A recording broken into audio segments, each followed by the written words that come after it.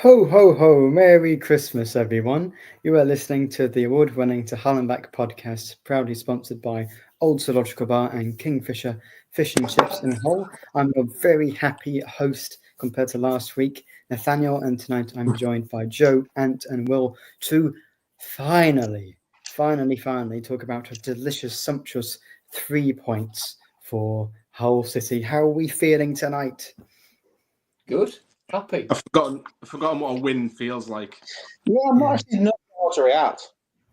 Well, I remember when we won in was it late September under Tim Volter, we beat Stoke. I remember we all said exactly the same thing because it had been a very long time then, and it, of course, twice as long this time. 13 games without a win, and 14th attempt, and technically third manager of the season or second full-time manager. It's taken a lot to get some wins this year. And then, of course, that's only our fourth home win all calendar year as well. So nice to finally put the home form. I think this is our third worst year on record at home, behind 46 and what's the other one where we only got 3 wins? I can't remember off the top of my head. I think it's 2014, which I was very surprised at. That's it. Because we were in the Premier League then and we did okay, didn't we? We didn't go down. I guess we tailed off a bit. That first season we didn't go down. Second season we did. Yeah, indeed. I like that you mentioned 2014 there and didn't even mention the FA Cup. Well, as league wins, so I wouldn't leap to that. But even when we had that, I think, was it 3 wins at home in 2014, we did win a few games at home in the Cup, which we haven't enjoyed this year. But let's not talk about the home form. Let's not talk about previous games. We won. We beat another team. We scored more than 1 goal. Unbelievable. Ant, what's your initial reaction to that match? I was really happy. I think it was one of those where I think most people, especially ones that I spoke to, were going into the game a bit more optimistic than we were before because he'd had a full week with the team, which obviously he hasn't had. Obviously, if we'd have made the change in the international break, it might have been a bit different now. But he's had a full week with the team, and he's actually had a decent run to get across what he wants to do. We looked more organised. We looked like we were putting the ball in the box more often, which has been a pet hate of mine, especially in the last couple of years, where we dally with it on the edge of the box and don't really do anything with it. This game, we were just lumping it in whenever we had a chance, creating chances from it, good chances. It was possession with intent, not just possession for possession's sake. And the players look comfortable doing it. I think the main point is we're actually using midfielders, which is it's amazing, isn't it? When you let players like Alzate pass the ball, he can get an assist. When you let players like Puerta get on the ball, they can impact the game. It's almost as if something was fatally flawed with the tactics the whole time. No. Never. No way. Nonsense. Was in. I mean, we thoroughly deserved to win that from minute 1 to 90, and I know we could have maybe said that from a couple of other games this season where we've maybe only had one decent half in the past, but both halves this game we were fully in control. Could have been 4-0 up at half time, and it's just like one of those where if we can just now start keeping clean sheets, that's going to be the next thing because we've scored every game under Sellers so far. 1 win, 1 draw, 1 loss. It's just shutting that door now and the poor defending. So, but we got to win, and it's so refreshing because that performance against Watford was good. Coventry not so good, but now we seem to be going in the kind of direction that he wants us to go in. It's given us all a lift that we really needed because I think, as you say, and we have had chances in some games and we've not really had a bit of luck. We had the luck with the Watford goal, of course, a tiny little bit with the Pedro deflection, but last week we were deservedly beaten. This time we deservedly got the win. So, Joe, how much is that going to do to the team's confidence and maybe belief in the new manager as well? Well, you can sense it. Enshep mentions in chat that Slater in his press conference said it's nice how to be allowed to get on the ball in midfield. You can feel it.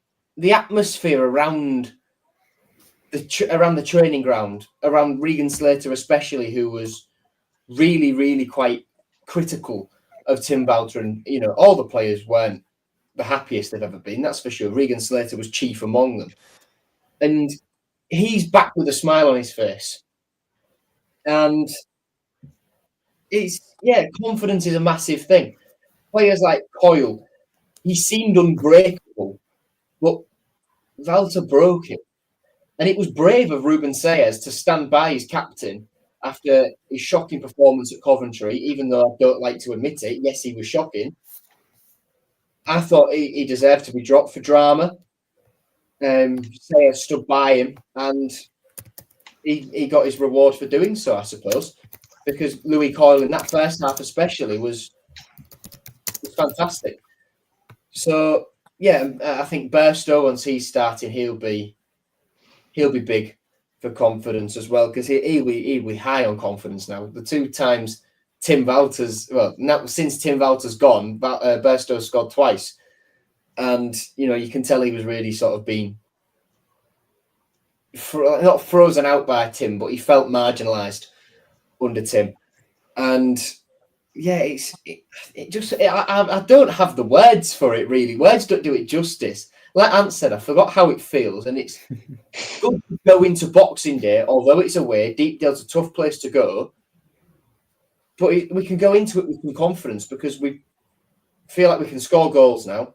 We've got a team playing a way that they like, and with a manager who's popular. And Preston, with all due respect, aren't a standout side. So now get stored 5-0, Joe. Thanks for that. No worries. Feels like we can go there and get a result. Mm-hmm. Yeah. So, Will, you've got there mentioning Christmas in your sort of bio, Die Hard as a Christmas film. That's a debate for another time. But is it really not a Christmas? Debate, it's a fact. Well, it is. You're quite right. I mean, there's Christmas references all throughout the film. Christmas. Never mind. We're not doing that. We've got to do that another time. Is it really a Christmas miracle that we won that game, as we've got in the thumbnail, or perhaps is that something that we probably have deserved at least once in that run of 13 beforehand? Well, as was already said, there's been a couple of games previously that you could argue we probably should have won and we didn't. I think Watford's a good example. And going into the game, as was already said as well, I think the phrase that got bandied about the press room was concerningly optimistic, which is interesting considering Swansea were 10th. But there was something about the way that we played in that last home game that made it feel like, well, an extra week of training under the way that Sellers wants to play. If you've watched any of the videos of them training, you'll see that they're playing. Even in the videos, you can tell they're playing with a lot more speed, a lot more high intensity, and that came out on the pitch as well. There was a lot more intensity in the way that the team played, a lot more fluidity in the way the team played. As was already said, they actually used the midfield for once. It was an all-round performance that rightly got the 3 points. Unless it should have got more, was unlucky not to get more. I mean, that effort Slater missed a sitter, Puerta, that could have gone anywhere, that deflection off the keeper. And there was a couple of other chances that you can argue, like I think Pedro was through one-on-one and tried to get around the keeper when he probably should have just hit it first time. City should have won that at a canter, and I think Swansea looked like us, I think, a lot of that game in the previous tenure. And it was nice to see us on the decent side of that for once. Well, I think we've been saying all season that the players we have are not particularly good enough to be playing this possession-based system. Swansea had about 60% possession, didn't they, or 55, something like that. They had fewer chances. Useless with it. We weren't exactly kick and rush, but we're much more kick and rush than we are possession-based football. And I think that's good. We're getting the ball forward into the opposition's half, into the opposition box. And I think our finishing is so awful that we can't rely on creating some good quality chances, which I think is what the previous manager, who will go unnamed as not to ruin our Christmas festive spirit. Grant Mulcahy. Wilm Talter, yes, quite right. Well, quite right, Joe. I much prefer. I did. I'm ever so sorry. I'm in an excitable mood. Okay, I don't know what's happening, but yeah, I'm much happier with us relying on scoring a few of many chances rather than relying on some of our players to score the few chances we do get in a match. And I think we've got energy and we've got youth and exuberance, but we don't necessarily have that finishing quality as we saw with all the chances we missed. So I'm very happy after the last two managers to just see something different, see a bit of excitement, even if we're not going to control the game. Because there's other ways to control games, which is have more chances. Because I didn't really feel like Swansea threatened as much. They scored and they hit the post from a set piece, but that was pretty much it all game. Yeah, I think, like you said, they felt like what we've done for the last however long. Be on top in the game, more possession, have a couple of good chances, but spare them. And yeah, well, what Rebecca says there, I saw a comment earlier from Coxey about how Chris Padilla didn't get brought on. And look, Chris Padilla, even though up until yesterday he was our joint top scorer, his 3 goals have been a penalty, a tapping, and a handball. That's that's not an elite level striker. It's other body parts. When it's handball, it's other body parts on the app I use. So It's handball. And handball, it was given. Yeah, well, Good that's point. for you. Good point. Anyway, yeah, I still feel like even though João Pedro was brilliant, him and Gustavo Puerta especially stood out for me because they've had a bit of criticism in recent weeks, and I've said for quite a while, João Pedro, if he was 4 years younger, would score 20 goals in this division easily. 30 probably, because his footballing brain is top. Well, I agree. If he had that pace, he wouldn't be in the Championship. Exactly. We wouldn't want to sign him. True, but exactly. the quality is there, isn't it? It's just his body doesn't really let him do it. But yeah, Chris Padilla is still infinitely worse. And even though Pedro's done well and Bairstow's, showing that he's got a bit about him now he's getting a few opportunities to play, even though it's out of position. We do still need a striker. Absolutely. We will probably end up getting a centre-back, a left-back, 2 central midfielders, 1 slightly deeper, 1 more advanced, a striker, and knowing a whole new team. Yeah, and knowing us a goalkeeper for good measure as well, while still having Rushworth, Rachopi, Panda, Lottatala, Cartwright, Foster, Wilson, Yam, Callister, all still here on professional contract. But etc. Yeah, but even though, like the bloke who sits next to me, bless him, he as the full time whistle was blown, everyone was celebrating, rocking all over the world was on the speakers. He says, "Yeah, we still need this, and this in January, though." I just turned to him and went, "For goodness sake, we've won for the 4th time all season, all year at home. Just shut up and enjoy it." He raised a good point, because although we've won at home and everyone's happy, we do still need reinforcements, but it gives us a bit of hope. But even if those reinforcements come in and don't hit the ground running like we expect, or one gets injured who turns out in his first few games to look okay, there's enough here already to get us over the line to safety. Because although we were bottom of the table for so long, I think we showed glimpses, and there were 3 teams in the league who are worse than us. And, well, put it this way, we've been talking about the loanees a lot, whether it's on here, whether it's on Tigers Talk, whatever. We've been talking about the loanees for the longest time. For me, Gustavo Puerta, after Saturday, is an absolute must stay. He's done enough. If we've got any way to trigger that buy option, then we have to do it, whether it's in January, whether it's in the summer, or whether it becomes an obligation. For me, I'm convinced he has to stay. Ruben Sayers can get the best out of him. Well, speaking of getting the best out of players, Sayers has done what Volta could not, which is improve some of the players. Burstow looks improved. Pedro's getting better, I think, has got better throughout the season. I think Sayers is doing a lot to actually get the best out of the players we do have, and I think that's the thing I've been worried about. Are there 3 teams worse than us? And I think at the moment, the bottom 3 haven't won in 22 games combined between the 3 of them.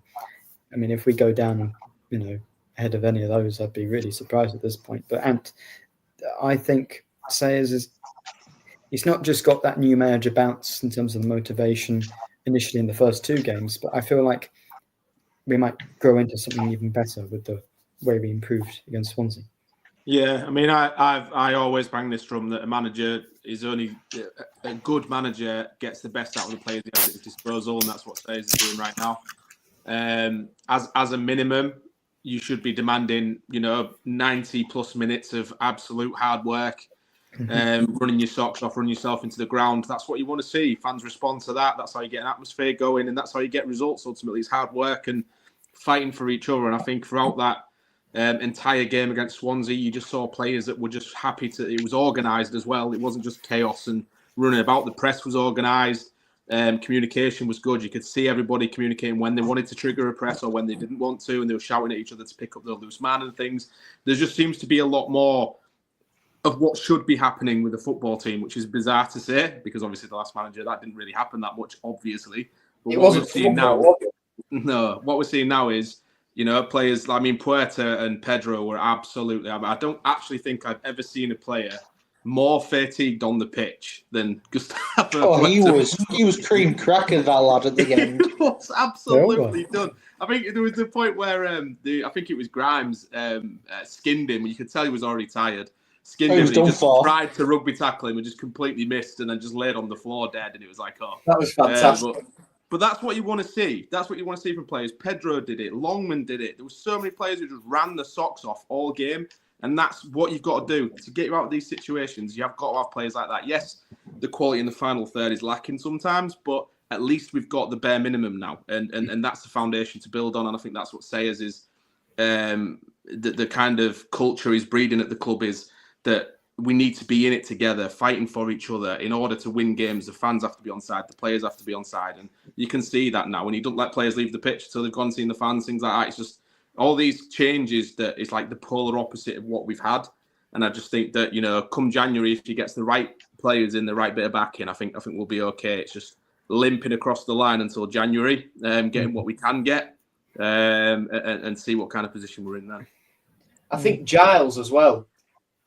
Even though his poor marking cost us a goal, although I think Harry Darling, the size of him compared to Giles and how well he got that header, even if Giles was closer to him, he would have still scored it. But that's not the point. To be fair, half of that's on Hughes as well. It's not Giles' position, that area of the pitch. Giles is 2-on-1 there with centre back and a winger, both going for the header at the same time, and he's not the best in the air anyways. So he should have had a centre half helping him. But Giles was phenomenally better that game. For me, I think that's his best game in a Hull City shirt. That's the best I've seen Ryan Giles play, and it's refreshing. Right. It's nice. It's so nice to see it because if he can do that against Preston and in slightly more difficult games against Blackburn, Borough, and Leeds before Donny, which I think Sayers will go relatively full strength, just because it can breed confidence in a game like that. If Giles can carry that level of performance through, all of a sudden, people, me included, saying that he might be out the door in January can shut up. And when he was giving it to the East stand at full time, he was loving it, and that to me speaks of a player who does want to be here, but it's just. He was worn down by the old management. And, I think we can all say we've had suggestions that a lot of players were. Giles, me being one of them. And it's nice to see now, not just everyone rejuvenated, like I've mentioned Regan Slater, Mason Burstow, but some individuals especially. And Giles being one of them, because we know there's a player in there. And if we can get him back up to that standard that we know he's capable of, then we've got the best left back in the league. That's not an opinion, that's fact. It should be that's what we signed. It's what we spent £4 million on, isn't it? And maybe we're going to finally see it. And he was robbed of an assist. I mean, I saw the comment there. It's just typical. Slater says, I've got to add more goals to my game.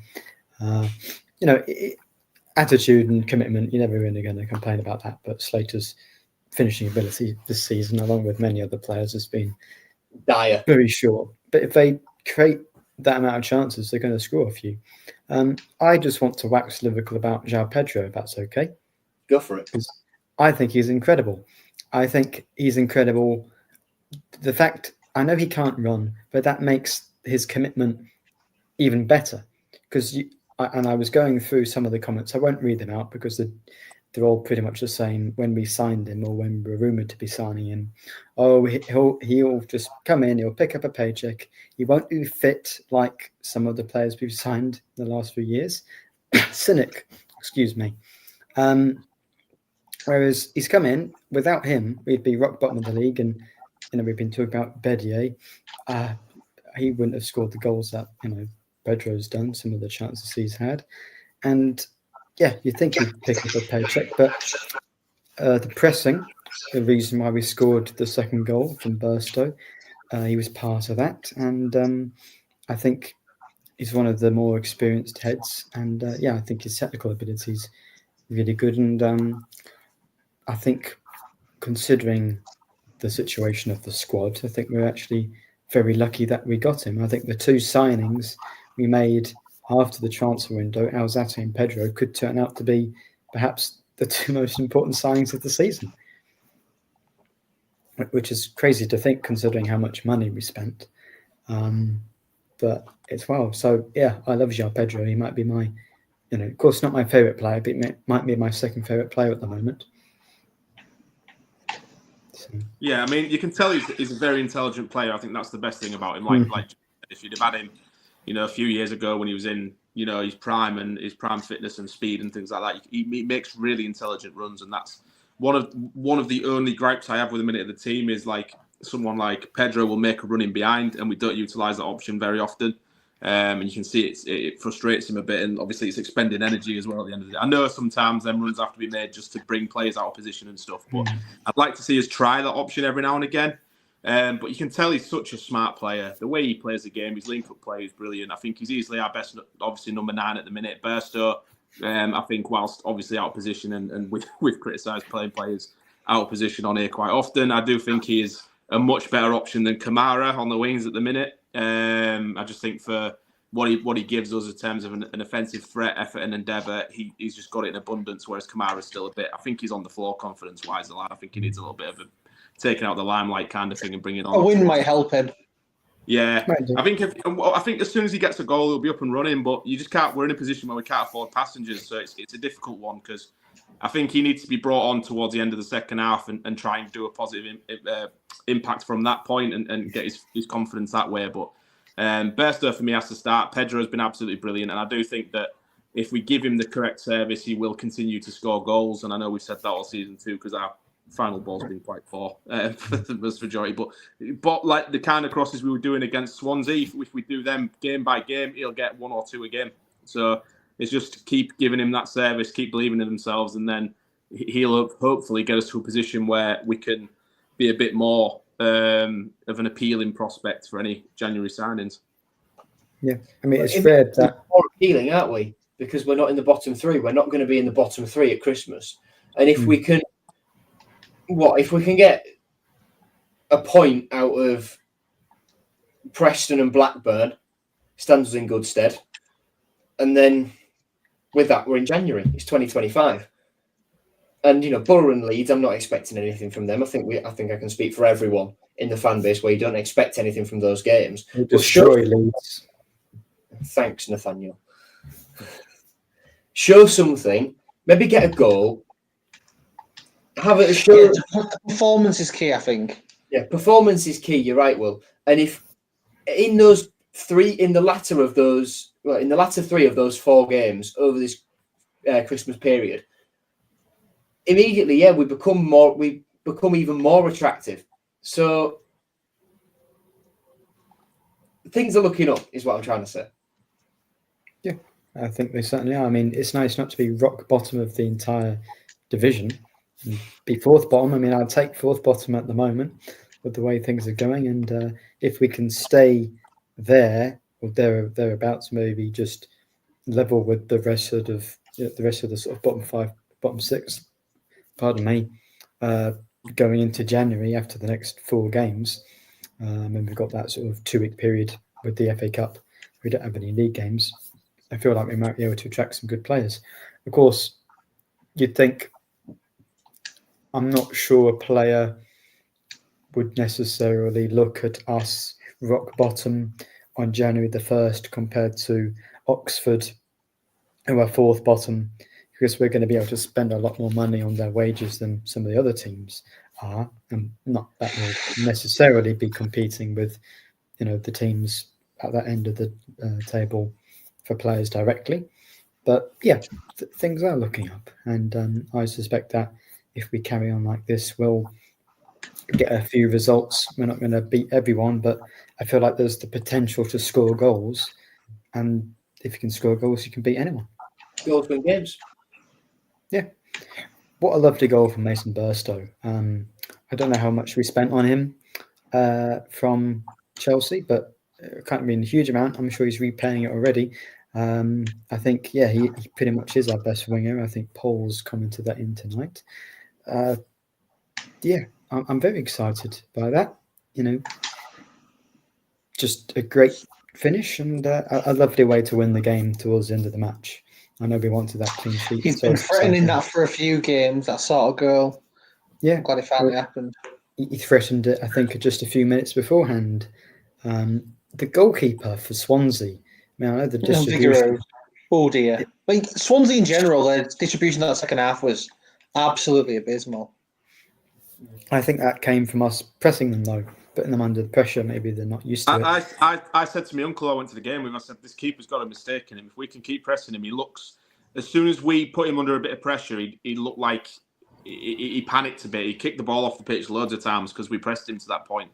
And I just said, if we can just force him into an error, I think we'll win this. And then, literally 5 minutes later, he passed it to Burstow and he slotted in. But that's the kind of tactics that, this is what I was saying about earlier, why it's important to have someone like Sellers, because he saw that Swansea do that. And the way to hurt them, as teams did to us at the start of the season, was if they're going to prat about with the ball at the back, then you need to force them into errors and it'll win you the game. And that's what we did. And I think, obviously, Swansea will never change the way they play because they have the Swansea way or whatever it is. So, their fans probably were getting to the point where they were saying, just start sticking it long. But it's those important tactical decisions that will win you games. And I think this is why there's so much optimism around Sayers, because he's clearly a manager who will change it game by game. He reminds me a little bit of Corberan in that sense. So, I just think that it's good.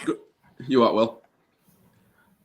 It wasn't Will, it was me. That's the second one of you who's doing Spanish as well. Are we saying anything? I said Spanish as well. Spanish as well. Oh yes, good analysis, Joe. Yeah, fantastic, mate. Corberan is Spanish, and so is Sayers. That's very good. Anyway, Ant, you were saying.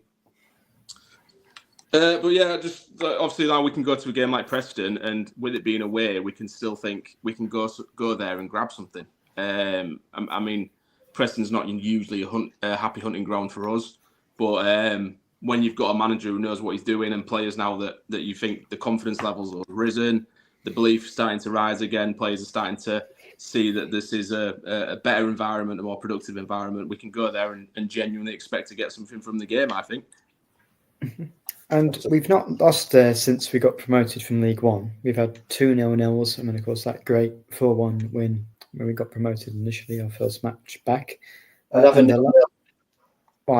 a 0-0, certainly. The last time we won a Boxing Day match as well was away at Preston on December 26, 2018. That's not on Boxing Day, is Nathaniel? Well, that's true, but it's 2018. So, mind you, we haven't had as many Boxing Day games as you'd think, because I think some of them wasn't the Blackburn game. The Shambles Derby was meant to be Boxing Day. Indeed, and I think was there just a Christmas break another time, because I'm pretty sure I was looking through them and we didn't have World Cup. 19. No, we had Sunderland that Boxing Day, or was it Blackpool? We had Sunderland and Blackpool back to back after the World Cup, both at home. Then last year we had Sunderland again. And then, I think we've always played on Boxing Day because the EFL don't move the games around like the Premier League do, or at least they didn't before Sky. I've not looked at the way the fixture list is. Yeah. I might have just been blind and misread something, but I thought that we'd skipped out one. But we haven't won on Boxing Day since 2018, and that was at Preston. So hopefully hopefully that's a good little omen for us, because I'd very much take that. I saw there someone say Longman's been a bit unlucky. His goal's coming. He's hit the post in 2 games. He's getting closer. His goal's coming. I just want him to get 1, and then of course another 10 after that would be nice. But just 1, you know. I mean, Longman scoring a goal for Hull City in 2025. That, I know people will complain, and I think we are. Is it announced for Tigers Talk we're ranking every Illegella signing Yes, since he became the Longman is owner? one of I think everyone is going to be quite surprised that when you look at the list of, is it 60 players? about 60, yeah. Longman is going to be surprisingly high, considering how he That's has considering stayed. about 40 of them haven't even played a Hull City game. Or precisely the longevity and the, you know, to stay relevant and be useful up until this point, heading into 2025. That in itself is quite an impressive trait, I'd say. So I just want him to Same get with one. Slater. Yeah, same with all of those players. I mean, Slater for Longman probably played almost every position on the pitch, bar goalkeeper and defence. And Isn't it interesting how both of them were here originally under Grant McCann and the old regime as well? It's almost as if there's been a slight failing in transfer policy since then. good point. Good point. That's very true. Same with Jones. Yeah, I say defence. They've both played fullback. In hindsight, like 60 signings in 3 years is crazy. Yes, that's Well, yeah, 3 considering how squads. many of them considering how many of them aren't actually still here as well. That's so bad. We're rivaling Chelsea at this point. Yes, I wish we were. windows. Us and Chelsea could have an 11-a-side match with just our goalkeepers. Yeah, Difference is sad Chelsea times. in at the top of the Premier League. Uriel Chelly as well. Sad day. Could be I selling still him. don't believe he's real. Yeah, but we might be getting. How much money is Chelly really worth? Like nothing. Nothing because he doesn't exist. Things that don't exist can be worth a lot. I mean, I've just bought a bunch of Dogecoin or whatever, and going to lose money on that very soon. So that's definitely the thing. Buy things on the stock market responsibly, I say. Yes, everyone, please do that. Don't sign Uriel Chellies. No. Well, mind you, if we make a profit on him, which would be insane, considering he's not real, as you say, Will, then I guess that's good. But yeah, what's the point of that? We never got to see Cynic and Chelly play together. It's just biggest We never got to see travesty. Cynic play. We never got to see Chelly play. We've seen Cynic play. He's got an assist to his name and Hull City shirt. The fact he has 1 fewer assist than Abdul Qadir Amr. It's the same number, isn't it? I think Amir's got 2 in the league. Cynic's got 1. He assisted Cyrus Christie in the 4-2 win against Rotherham, which is a sideways pass to the fullback, completely, you know. It's like that Busquets assist for that Messi goal where he ran around the entire team and scored. Against Real Madrid in the Champions League semi-final. It's not a valuable contribution. I could do that. He didn't even pass that Busquets. He just literally touched the ball and left it. Touched it. And Messi just took it off him. George Long has assists better than that. Oh, Andy that's a Cannon. fun stat. That's a fun stat. Who saw that both Ryan Alsop and George Long are in the top 10 worst goalkeepers in the whole world this season? Are we surprised? Fantastic stat. Just shocking. Just makes you think, doesn't it? Makes you think where we would have been. No, we're talking about wins and we're being positive. We're not reflecting on. I know. Stop trying to drag in all this negativity, Nathaniel. I'm sorry. Anyway, Abdush has got 3 assists. Cynic's got 1. I thought Amr got 3 assists last season, but now I look at my app and it says you got 2. I know he's got 1 in the League Cup this year. So does that include? Is that 3 or 4 he's got overall? Stats. Can't remember 2 who. last season, 1 this. He got Huddersfield. He got 1 against Huddersfield for Greaves, I know that much. Where do we want to be? He's got no assists this year. Yep. So that means 3 came last season. Good maths. And they were against Huddersfield, QPR, and a third assist seems to have gone missing in the stats. Yeah, that's what I've seen. I think maybe one was sort of a deflected pass or something. Wait, hang on. It says it was in the. He That's assisted right. Marvin We're spending Allen. way too much time on this. It was. Yeah. I found it. It was against Sheffield Wednesday in the League Cup for Malem. Oh, okay. Okay. Well, I'm going to be distracted for the next 5 minutes as I have finally got the excuse to make a combined lineup, and I have no idea who plays for Preston. I've not prepared one because I was too busy getting back from the cinema after watching Sonic 3, which was all right. Good. It was all right. I wasn't the oldest person there either. And By one way. In the meantime, shall we discuss the win? The tribute the club did to, is it Noel Hebbs who turned? Noel Hebb. Which I think was Fantastic. a fantastic thing to do. And the have you seen the little detail of the shirt that they were wearing over the walkout jackets? Yes. Had the 1947 tiger head on it. I think that was a really good touch. And but the club has been good at that since the takeover. The club's been great with like its links to the community and doing stuff and like the merchandise releases and appreciating fans, and that always has been good. I don't think anyone's ever denied that. Obviously, like when you've got a long-serving fan like that, you like to see the club do something like that. So it is nice that that's happened, and it'll be a day that he'll remember, I'm sure. And it's nice that we won on it as well, because that'll be extra special. Yeah. For us. Like when the family look back at it, they'll be like, "Oh, we didn't win many that season, but we won on that game." So, yeah, nice little touch. Yeah, it's like you say, Ant, it's something that, I mean, we've all been critical of Adjun, haven't we? But that's something since he took over that maybe not him specifically, but under his direction, let's say, has been fantastic. When you consider the disconnect that was between the fans and the ownership under the previous regime, the fact something like that is, I mean, it's still remarkable, but the fact we sort of expect stuff like that to happen now shows how far we've come in these 3 years, no matter what we've all said recently about on-pitch performance.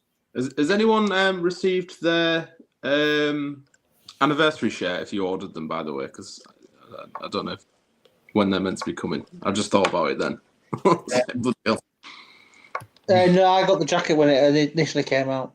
I got everything when it initially came out. Yeah, I ordered it online. On a slight side note from the anniversary, like and stuff like that. I noticed City obviously announced their next set for the Hall of Fame as well. Yeah, and it might be impossible to decide, quite frankly, once I look at the names again. what between It's too early. It's too early to put Pedro in, isn't it? yes, far He's too not early. been nominated, so you're all right on that one, Nathaniel. Unfortunately, all these players were around before you were even born. So, 2014, 15? yeah, they're all from before then. So you got John Smith, who played for us between 1905 and 1910. He scored 102 goals in 168 games. Could do with someone with that record now. First player to get to 100, wasn't he, for City? Yeah, it will have been. I would imagine 1905 to 1910. I would imagine so. Matt Bell, who I think has been nominated a few times, who was as a left back for 423 games he played for City across the interwar period.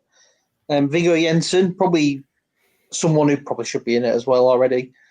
Ken Houghton, Keith Edwards, Tony Norman, Billy Whitehurst, Warren Joyce, and Justin Whittle and Stuart Elliott. I mean, that's a ridiculous one to choose from. Well, for me, with my age, between three, and they're the three I know most about: Sarge, Warren, Joyce, And Ken Houghton. and Stuart Elliott. They were my three that I was torn between. I voted for Stuart Elliott in the end. Absolutely not. Who did you go for then? Oh, it has to be. I mean, I found it really tough to choose, but in terms of who's had the biggest impact on the club, it has to be Warren Joyce, doesn't it? Yeah, I was going to say we'd probably not even be a football club if it wasn't for the great. Whittle's probably is similar vein, but I think players like Tony Norman, Keith Edwards, Ken Houghton probably should already be in there as well for what they've done for the club. Well, Obviously, that's why it's good to brought the second vote in, right? We get a vote at the end of every year, and then sort of September, October time, like they did this year, because Rich should have been in the inaugural lot. He shouldn't have had to wait this long. But yeah, this is why it's good because of like recency bias, for the want of a better phrase. Had they not put him in through that, Rach Carter would probably never have got in, just because the vote would be. He'd have been in this list again. He would have been, absolutely would have been. And it opens the doors more for players like Matt Bell and Viggo Jensen, Tony Norman, Ken Houghton. All the names on that list I just set out will be in the Hall of Fame eventually, just when rather than if. Matter of time. Matter of time. And you've got to wonder from a club perspective how. I think Stuart Elliott is because Nick Barmby was put in last year, and he was around the same time as Stuart Elliott. Dean Windass is the sort of like most recent addition, if you like, in terms of time period. You do wonder when. It'll be interesting to see when the club nominate the first person, be it player or manager, from like post Phil Brown sort of era. Bruce era. It's only going to be the Bruce era, isn't it? I would imagine the first name that's going to get mentioned isn't probably going to be someone from the Bruce era. It'll probably be someone like Giovanni. Yeah, Giovanni in there would be fantastic. Maybe Curtis Davis, actually. If anyone from the Bruce era, probably Curtis Davis. Yeah. Dave Myler. I think Rossignol would be a controversial topic, wouldn't he? So they'll probably stay clear of that for a little while. I don't think he would get in over Davis. You'd want Davis in there, wouldn't you? If Rossignol's ever nominated, though, for his time as a player, I will vote for him just because it will boil pit. I mean, to be fair, Curtis Davis is busy trying to break into Dave Prutton's house, so I don't know if he's got the time for it. Have none of you seen the Sky Sports advert? Oh! I don't know this. What's this? It's a parody of Home Alone. Dave Prutton, his house being invaded by, is it Lee Hendry and Curtis Davis? Not Joby McAnuff. That's a shame. That's pretty funny. I've got to watch that after this. Who's the most recent that could get in? Would we say Bowen could get in? Or did Davis. Really It's too early. No, it's way too early to put on someone who's a current player. Yeah, I wouldn't say that about being early. I mean, eventually, even in the future, would he ever get in? Because did he actually achieve anything whilst at the club other than just scoring? When it's a public vote, there's absolutely a guarantee that it could happen. Yeah. Recency bias probably accounts for a lot of it anyway. The Hall of Fame. I'm sure. I have no doubt Jared will be nominated at some point, just because he came through the academy and he scored a ton of goals for us. The same can be said for Greaves eventually. I think when he retires, he'll be nominated when time comes. Fraser Campbell will probably be nominated at some point. Ben Stroder has just suggested Dokan Sinek banned. You're banned from commenting again. No, thank you. Don't even joke about that. Uriel Belly. That is. How do I kick Joe off this? How do I kick him? Leave him. He's gone. He's gone and deservedly so. Hello, Joe. Why would you do that? Jelly, cynic in the Hall of Fame. No, you'll be suggesting Ryan Longman next. Before Ryan Longman, disgusting. I think they need to open like a hall of shame for players like Malcolm Ebiowei and The rest of Don't us. give away what we're going to be talking about on the Tigers Talk. Why Oh, do you that's a think good I went for Deli Adibola as my second one? Cynic. Hey, leave Kelly Is it alone. Cynic or Chelly at 60? No, we can't spell it. We've got to do that another time. But None I'm of them looking are forward to of the this. quality of Dave Bamber. Here's another question, just before we do the most exciting part of the podcast. We've been talking about goals and not scoring many. At this point of the season, do we think that we'll get one player who scores 10 this season? Because Pedro's the most likely. Yes, Pedro, because he's actually on course for it, I think, at the moment. he could. Well, he's on course to score another 20, isn't he? Because he's scoring one a game at this point. No, across the season, I think if you look at his games overall for the whole season, I think he's on course to at least get double figures. Yeah, he is. He's probably on a course for maybe 11, 12. I mean, it just depends whether we sign a striker. Sorry? Same as Philogene got last year, isn't it? If he gets to that number. Yeah, Philogene got nominated for the Puskas Award. Will João Pedro? Yes, actually, that's a stupid question. Yeah, that header against West Brom. Oh. That was a very nice header. Now, if any goals going to get nominated for the Puskas from this season, it's Beddy's against Watford. I mean, he wasn't even facing the goal when that went in. It's great. We've seen though, haven't we, that it's been the what was it? He said they're expecting 6 signings. I think it was Fletch that said it on X. 5 where do we think the 6 are? Maybe It's 4 got to be 2 wingers at least, hasn't it? Goalkeeper. He'll be 6 bringing in someone goalkeepers. to cover. Yeah, someone's going to come out in our wide to cover Balumi and Miller being injured. Definitely. It's got to be 2 100%. wingers at least. Yeah. 2 wingers, 2 central midfielders, probably because we love them. No. Yeah, 2 wingers, a central midfielder, a centre back, a left back, The striker. and a striker.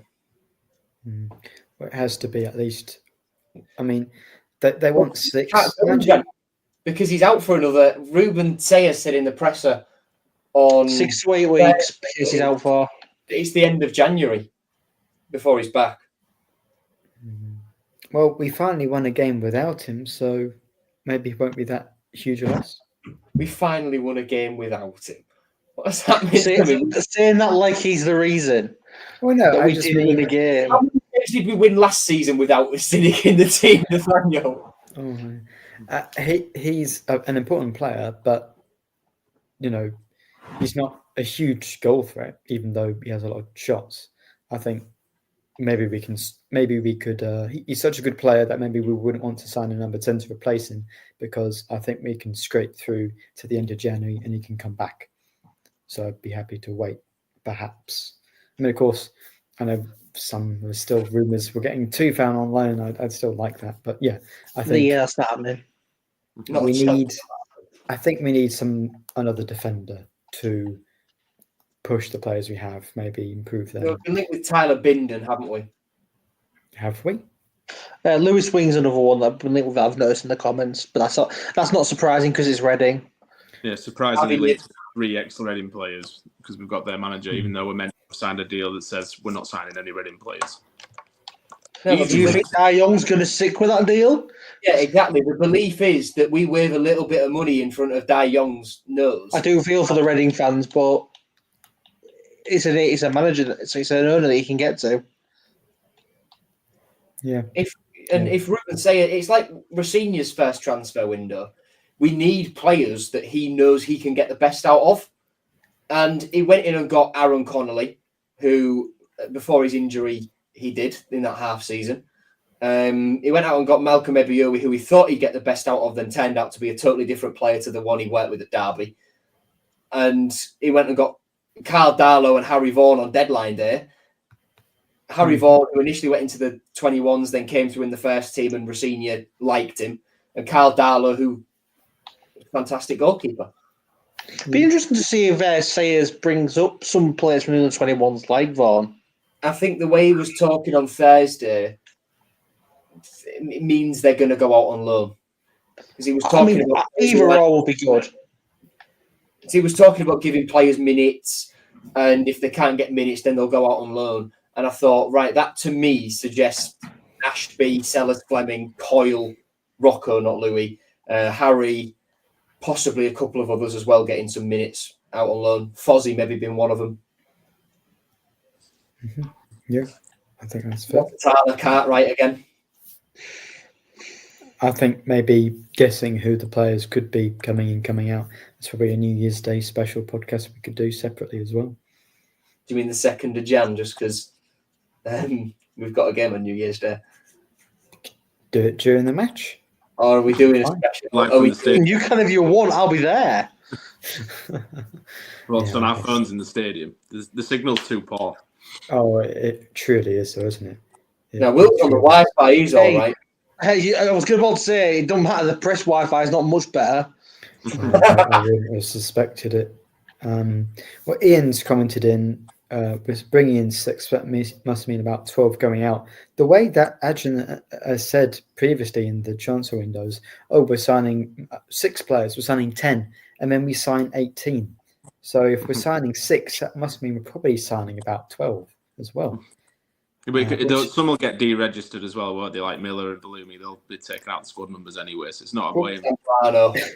We'll be like Barcelona. We sign more players than we can register.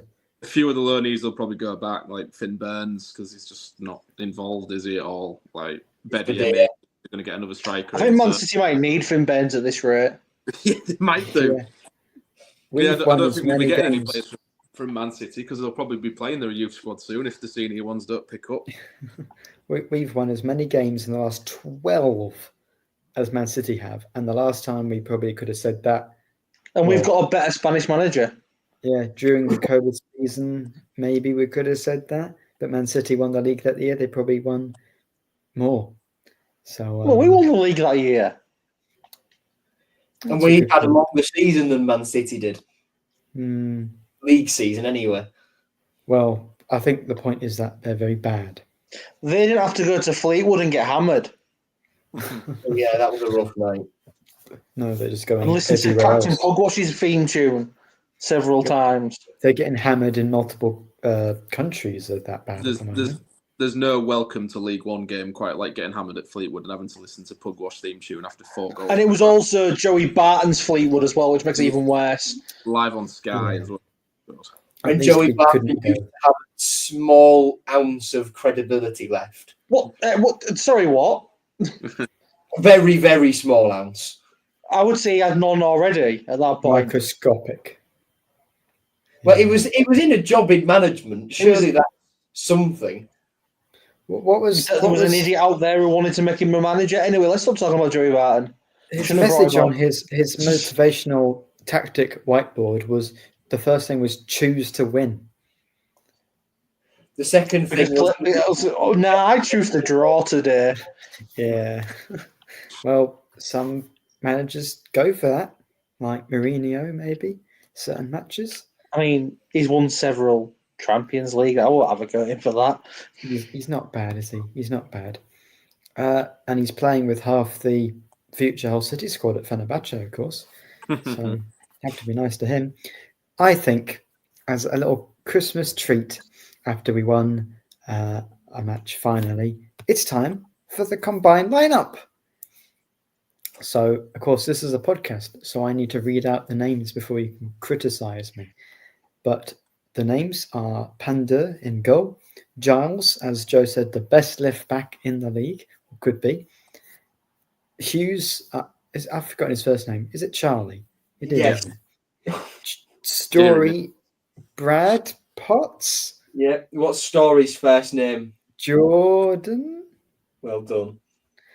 Mason Burstow, Stephen Alzate, Grant McCann. it's Alistair. It's Alistair. Not Oh, dear. Mason Greenwood. What is his name? Sam. Sam. Not Sam. Mason. Jason. Why have we just started talking about despicable figures for the last 2 minutes? Joey Barton and now Mason Greenwood. Trying to make it slightly negative, aren't we, I suppose? And Grant McCann here. I have no Add idea what. Grant McCann to the list of Mason Greenwood. I would not consider Grant on that same level. Nathaniel, in that's terms of right. football. In terms of football, you know. Is that Pedro up front, the one who played for Barcelona? Yes, it's Pedro who plays for The Brighton one. Brighton. Now plays for Lazio and or Napoli, maybe. he's doing very well. He's at Lazio, yeah, and whatever his first name is, Osmajic, who scored the last 2 games.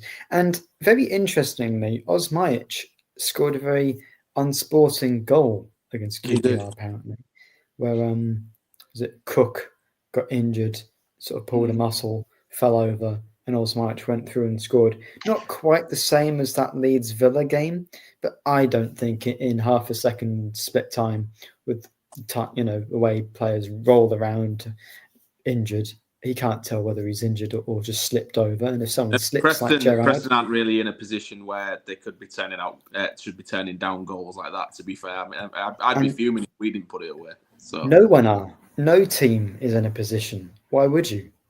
A team at the top of the league want to win the league, score as many goals as they can so they can win every game.